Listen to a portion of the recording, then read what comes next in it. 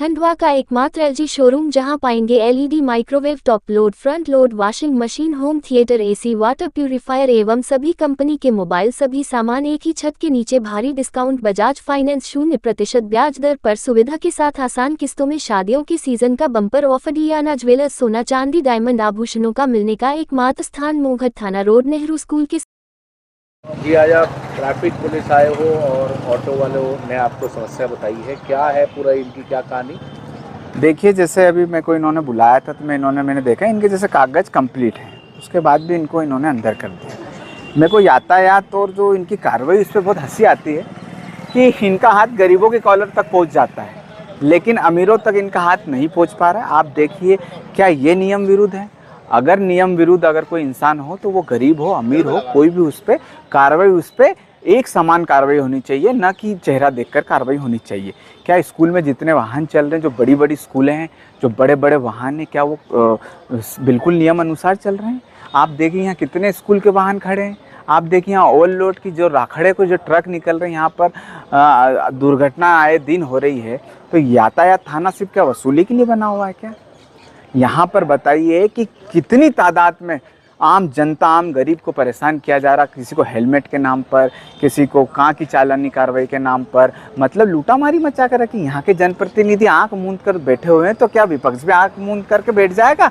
मैं इसका विरोध करता हूँ। कार्रवाई होनी चाहिए, लेकिन सबके साथ होनी चाहिए कार्रवाई। गरीब अमीर, नेता हो, अधिकारी हो, सब पर एक समान तरीके से कार्रवाई होनी चाहिए। ये बेचारे गरीब ऑटो वाले हैं खंडवा के, इनका कौन है इनके पीछे बोलने वाला? ये बेचारे इनके कागज़ कंप्लीट होने के बाद भी इनको पकड़ कर लाए हैं, तो ये किस बात को दर्शाता है कि क्या यातायात थाना या जो भी पुलिस है, जो भी है, सब क्या यहाँ पर अपना कमीशन के लिए आए हैं क्या लोग? जनहित के कार्य तो इनसे होते नहीं है, बस आ जाते हैं, भैया ये नहीं है, फलाना नहीं, ढिमका, सीट बेल्ट। अरे खंडवा में गड्ढे हो रहे हैं, कहाँ सीट बेल्ट लगाएगा आदमी? आज ये आम आदमी, जो ये पूरे ऑटो वाले भैया हैं, ये अध्यक्ष साहब भी आए हैं, सभी लोग आए हैं। आप देखिए, बताइए ये कितने लोग परेशान हैं। मैं बता रहा हूँ कि गरीब की कॉलर तो तुम 2 मिनट में पकड़ लेते हो। आप बताइए, हमारे ऑटो साहब यूनियन के अध्यक्ष हैं, ये 1-2 घंटे से खड़े हुए हैं। आपको कार्रवाई करनी स्कूल, मैं बताता हूँ ना, आप चलिए मेरे साथ, किन लोगों ने कहाँ पर नियम का पालन कर रहे हैं बताता हूँ। कौन सी स्कूल में क्या हो रहा है, कौन सी स्कूल में ओवरलोड बस चल रही है, कौन से ऑटो में जो रसूखदार है, कौन से नेता का किसके ऊपर हाथ है। अगर कार्रवाई करनी है तो सबको एक तरीके से, सबको सम्मान देकर, जो अगर नियम विरुद्ध है उस पर कार्रवाई करनी चाहिए, नहीं तो छोटी छोटी, अब पीओसी में पकड़ लाए, ये कौन सी बात हुई? इसके पूरे कागज कंप्लीट है, उसको पकड़ लाए, यहाँ लाओ, पैसे दो, वो छुड़ा के ले जाओ। मैं इस कार्य का मैं विरोध करता हूँ, और मैं माननीय कलेक्टर महोदय से भी गुहार लगाना चाहता हूँ, और जनप्रतिनिधियों से भी गुहार लगाना चाहता हूँ कि अपने खंडवा को बचाओ। खंडवा की जनता ने तुम्हें जिताया है 38,000 वोटों से, 50,000 वोटों से, 55,000 वोटों से। ये आपकी पब्लिक है, आपको ध्यान रखना पड़ेगा। ये आज मेरे भाई इतनी बड़ी संख्या में, क्या ये बेवकूफ़ है? इन्होंने आपको वोट देके क्या गलती करी है? ये गरीब है, बस इनका इतना दर्द है कि बेचारे मेहनत करके और जो रोजी रोटी अपने बच्चों का पालन पोषण कर रहे हैं, वो इनके साथ ऐसा अन्याय नहीं होना चाहिए। हमने देखा है विभिन्न प्रकार की नियम तो इतने आते हैं कि दूध पे पानी मिलाने पे 7 साल की सजा है, तो कितनों को सजा हो गई? अरे भारत देश का कानून इतना लचीला क्यों बनाया गया है कि किसी निर्दोष को सजा नहीं हो? अब तो कानून भी चेंज हो गया है, तो आप इनका साथ दीजिए। ऐसे किसी भी व्यक्ति के साथ घटनाएं नहीं घटनी चाहिए। आपको करिए, जो बड़े बड़े राखड़ के ड्रम्फर चल रहे हैं उनको आप पकड़िए, लाइए, हम खड़े हैं। आपको कौन से नेता का फोन आता? अभी ओवरलोड के कितने वाहन पकड़े और उन्होंने क्या कार्रवाई करी? अभी वीडियो फुटेज मांगूंगा तो दे पाएंगे कि आपने 1 साल में कितने ओवरलोड वाहनों की आपने चालान बनाए? इनके पास कोई डाटा नहीं है। मैं इस चीज़ का विरोध करता हूँ, और जनता पूरी रोड पर है, और ये हमारे अध्यक्ष साहब हैं, आप इनसे भी बात कर सकते हैं, इनको पूरा नॉलेज है, आप इनसे भी बात करें। जी बताएं, क्या समस्या है? सर, ये ऑटो की चालान कार्रवाई आज की गई है ऑटो वालों पे।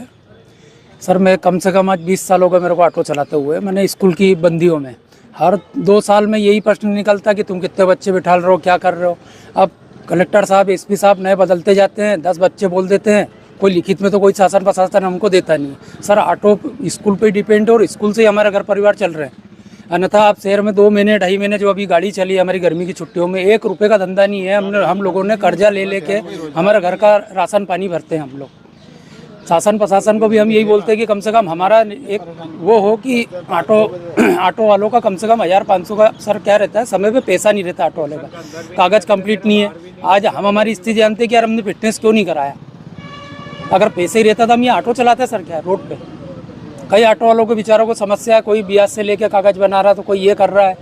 अभी सामने वाले ने अभी 25,000 लगा के गाड़ी बनाई। माने आज महंगाई बहुत आसमान पे चढ़ रही है और हम लोग बहुत महंगाई से परेशान है। रेलवे स्टेशन की भी क्या है कुछ समस्या? रेलवे स्टेशन पे भी सर वही है जो आप पहले था, हमने हाथ पैर जोड़ के ऑफिसरों के अंदर करवाया था, फिर उनको बाहर भगा दिया। अब वहाँ पर बोला जा रहा है कि आप किसी को भी ले आओ, आप बोले रेलवे स्टेशन के अंदर ऑटो नहीं जा सकते आप।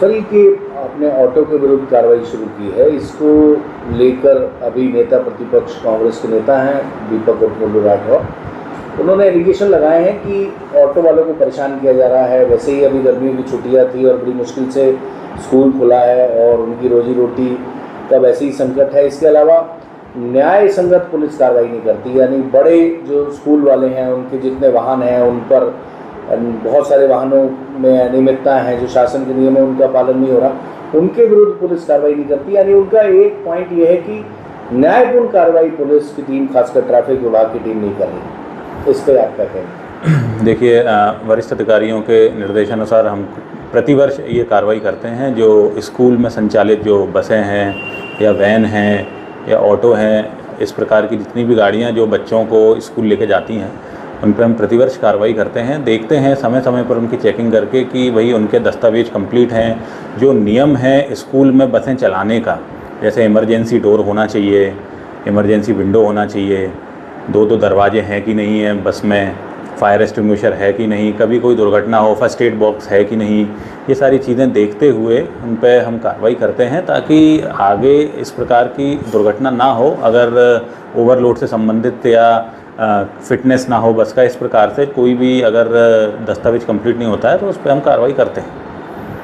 यानी बड़े वाहनों पर स्कूल सभी इसमें शामिल, सभी स्कूल, खंडवा जिले के सभी स्कूल शामिल हैं, चाहे वो बस से बच्चों का परिवहन कर रहे हों या उनके स्कूल में ऑटो या वैन अगर संचालित हो रही हैं तो उस पर भी कार्रवाई की।